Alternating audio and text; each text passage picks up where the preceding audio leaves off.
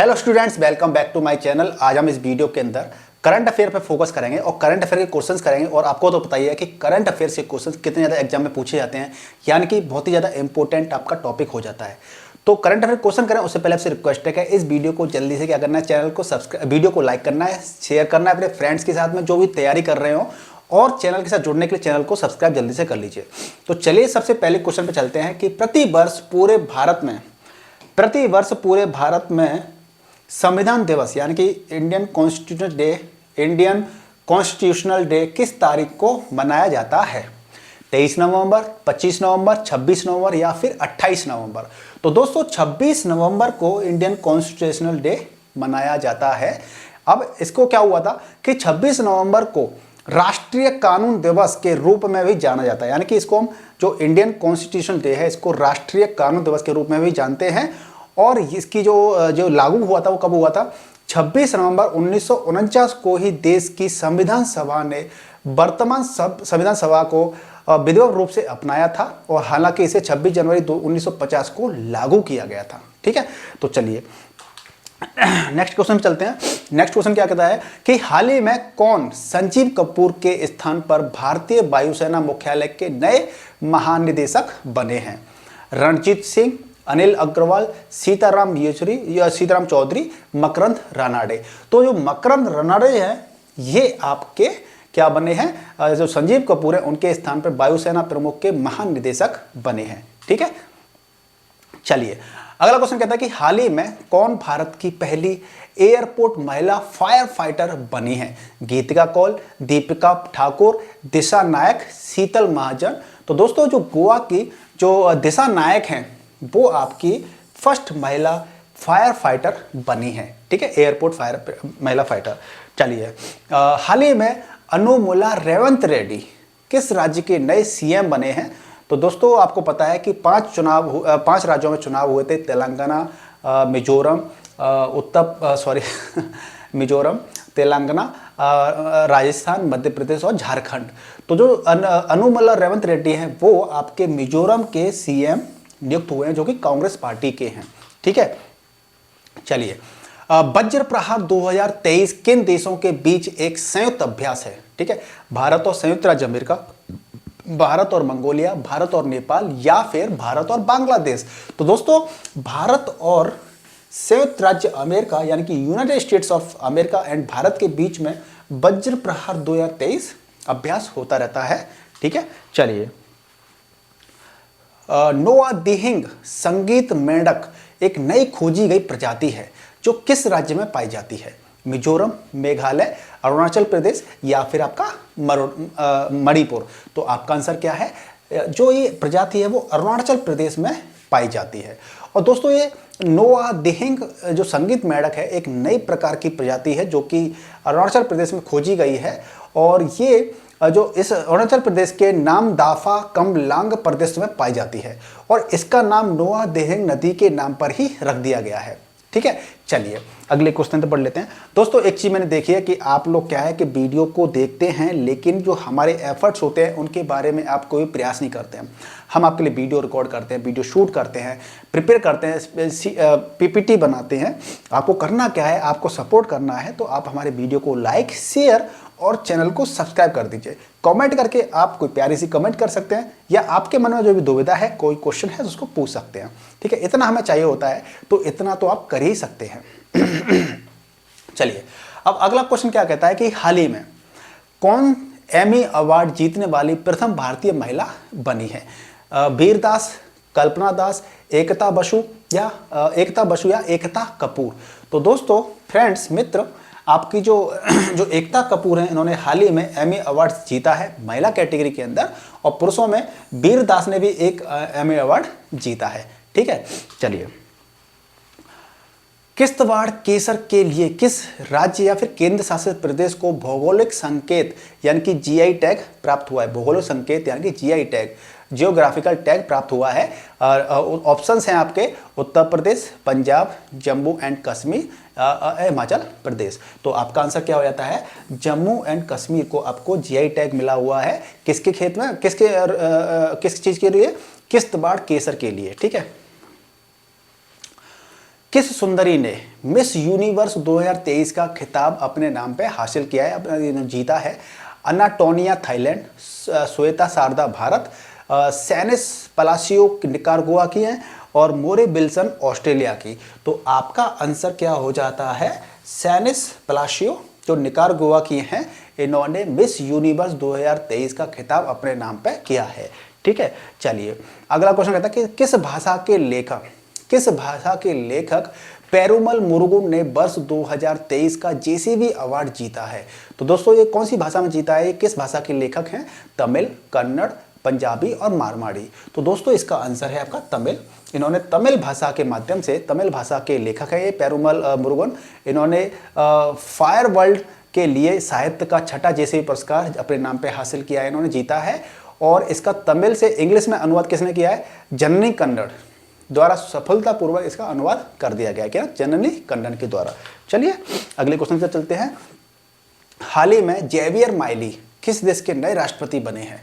Canada, Venezuela, Argentina या फिर Guatemala? तो दोस्तों ये अर्जेंटीना के नए राष्ट्रपति बने हैं और इससे पहले अर्जेंटीना के ये क्या थे? वित्त मंत्री रह चुके हैं। ठीक है, चलिए 12वें क्वेश्चन पर चलते हैं। ASEAN India grass roots innovation forum यानी कि AIGIF जो कि यहाँ पे मेंशन है, AIGF किस देश में लॉन्च किया गया? आंसर है, आप ऑप्शंस हैं आपके, वियतनाम, इंडोनेशिया, मलेशिया या फिर सिंगापुर। तो आपका आंसर क्या है? मलेशिया आपका आंसर हो जाता है। ठीक है, चलिए अगला क्वेश्चन क्या कहता है कि कौन व्यक्ति हाल ही में भारतीय दिवाला व शोधन अक्षमता बोर्ड IBBI के नए कार्यकारी निदेशक बने हैं? आपके ऑप्शंस हैं शीतल महाजन, जितेश जॉन, गीतिका कौल, आशीष माथुर। तो आपका आंसर क्या हो जाता है? जो जितेश जॉन हैं वो आपका आंसर है।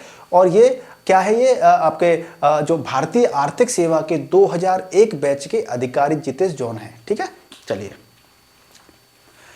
हाल ही में कौन भारतीय वानिकी अनुसंधान एवं शिक्षा परिषद यानी कि ICFRE की पहली महिला महानिदेशक बनी है?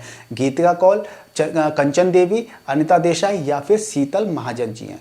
तो जो आपकी कंचन देवी जी हैं ये आपकी ICFRE की पहली महिला महानिदेशक चुनी गई हैं, नियुक्त किया गया है इनको। ठीक है, चलिए अगला क्वेश्चन क्या कहता है? अगला क्वेश्चन है हमारा 15वां। किस एशियाई देश ने लिथियम और ग्रेफाइट सहित 20 महत्वपूर्ण खनिज ब्लॉकों की ई नीलामी शुरू कर दी है? ऑप्शंस हैं पाकिस्तान, भारत, नेपाल या फिर बांग्लादेश। तो आपका आंसर क्या हो जाता है? भारत ने ई नीलामी के जरिए 20 महत्वपूर्ण खनिज जो मिनरल्स होते हैं, खनिजों की ब्लॉकों की नीलामी ई नीलामी के जरिए हो रही है इंडिया के अंदर, भारत के अंदर। ठीक है, चलिए गैनीमेड, कैलिस्टो और यूरोपा किस ग्रह के चंद्रमा हैं? शनि, अरुण, वरुण या फिर बृहस्पति ग्रह? तो आपका बृहस्पति ग्रह के जो चंद्रमा है वो कौन कौन है? गैनीमेड, गैलिस्टो और यूरोपा। ठीक है, गैनीमेड, गैलिस्टो और यूरोपा ये चंद्रमा है किसके? बृहस्पति ग्रह के चंद्रमा हैं। ठीक है, चलिए 2023 विश्व डिजिटल प्रतिस्पर्धात्मक रैंकिंग यानी कि WDCR में भारत का कौन सा स्थान है? 47वां, 48वां, 49वां या फिर 50वां? तो आंसर हमारा क्या हो जाता है? सी ऑप्शन 49वां स्थान है। तो दोस्तों जो international institute for management development यानी कि IMD ने अपनी 2023 विश्व डिजिटल प्रतिस्पर्धा रैंकिंग WDCR का अनावरण किया था और इसके अनुसार भारत ने साइबर सुरक्षा ज्ञान के मामले में महत्वपूर्ण प्रगति की है, बहुत ज़्यादा प्रोग्रेस की है। लेकिन प्रौद्योगिकी और भविष्य की तैयारी जैसे मोर्चों पर इसका अभाव है, अभी इसका अभाव है। तो 64वीं अर्थव्यवस्थाओं में से भारत ने 64 जो अर्थव्यवस्थाएं उसमें से भारत का जो स्थान मिला है वो 49वां स्थान मिला है। और इसके अंदर हमें अभी बहुत ज़्यादा इम्प्रूवमेंट करने की अभी बहुत ज़्यादा आवश्यकता है। तो आने वाले दिनों में ये रैंकिंग बहुत जल्दी सुधरेगी, ऐसा मेरा अनुमान है, ऐसा मेरा विश्वास है।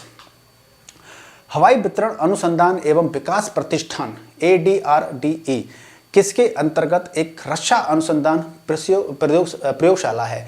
DRDO, HEL, BHEL, ISRO, ISRO, है ना। तो ये आपका DRDO के अंतर्गत आती है, ये DRDO, ठीक है। चलिए अगले क्वेश्चन की तरफ चलते हैं। केंद्र सरकार ने किस राज्य या फिर केंद्र शासित प्रदेश के लिए पहली शहरी बाढ़ शमन परियोजना को मंजूरी दे दी है?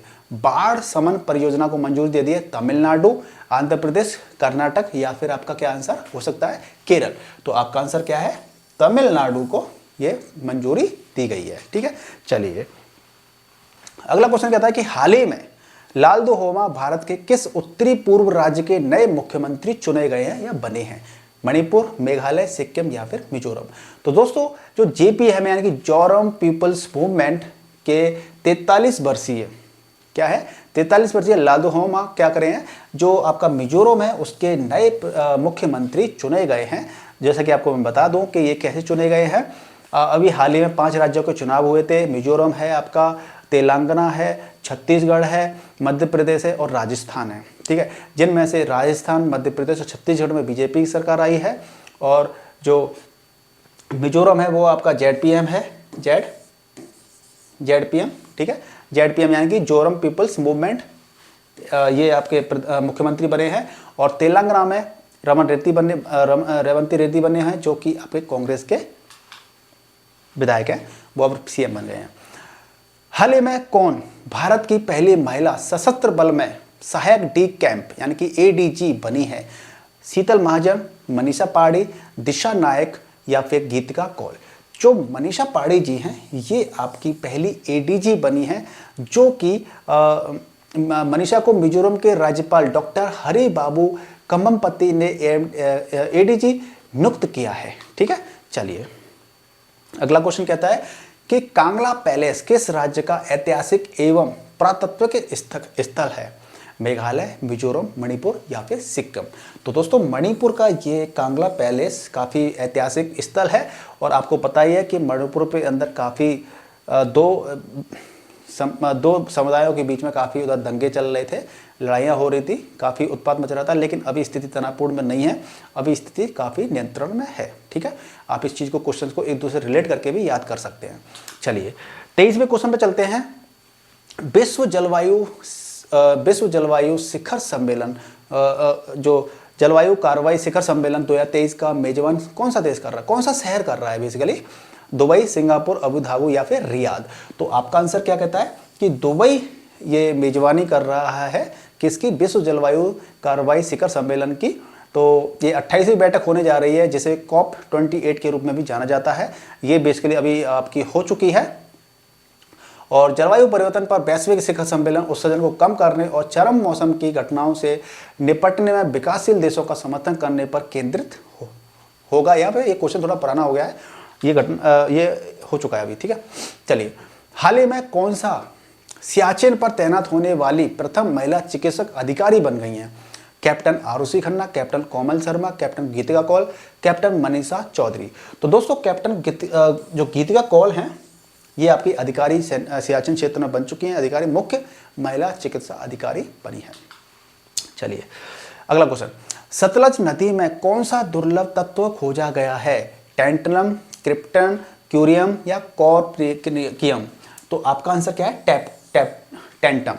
जो टेंटम खोजा गया है इसको सतलज नदी में खोजा गया है और ये एक प्रकार का दुर्लभ धात्विक तत्व है। क्या है? दुर्लभ धात्विक तत्व है जिसकी विशेषता इसकी परमाणु संख्या 73 है, ठीक है।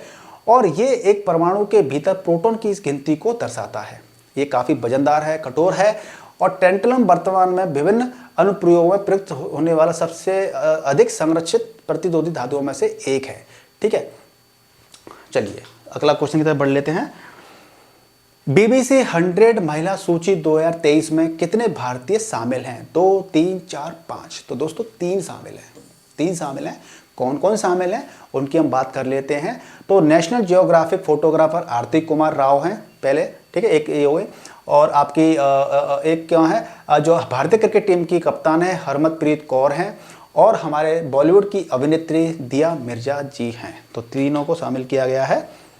27वें क्वेश्चन की तरफ बढ़ लेते हैं। भारत ने जलवायु परिवर्तन पर संयुक्त राष्ट्र फ्रेमवर्क कन्वेंशन यानी कि UNFCCC में पार्टियों के सम्मेलन कॉप के किस संस्करण की मेजबानी करने की पेशकश की है? 32वें, 33वें, 34वें, 31वें। तो 33वें की मेजबानी करने की पेशकश की है। तो प्रधानमंत्री मोदी ने भारत में जलवायु परिवर्तन पर संयुक्त राष्ट्र फ्रेमवर्क कन्वेंशन के लिए पार्टियों के 33वें सम्मेलन COP33 की मेजबानी करने की पेशकश की है। ठीक है। भारत ने अपने कृषि क्षेत्र के आधुनिकीकरण के लिए किस देश को 250 मिलियन अमेरिकी डॉलर की ऋण सुविधा देने की घोषणा की है? केन्या, ब्रुंडी, तंजानिया या फिर मिस्र। तो दोस्तों केन्या को 250 मिलियन डॉलर अमेरिकी डॉलर देने की ऋण देने की घोषणा की है केन्या के साथ में, केन्या को देने के लिए। 29 क्वेश्चन पर चलते हैं। किस क्रिकेटर को जम्मू कश्मीर के लिए युवा मतदाता जागरूकता राजदूत नियुक्त किया गया है? सुरेश रैना, हरभजन सिंह, सौरभ गांगुली या फिर सचिन तेंदुलकर।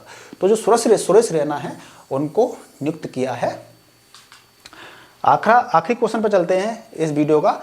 विश्व के पहले पोर्टेबल आपदा अस्पताल का अनावरण किस देश में किया गया है? रूस, चीन, भारत या फिर ब्रिटेन। ये भारत में किया गया है। आप समझ सकते हैं कि भारत में इसका उद्घाटन किया गया है।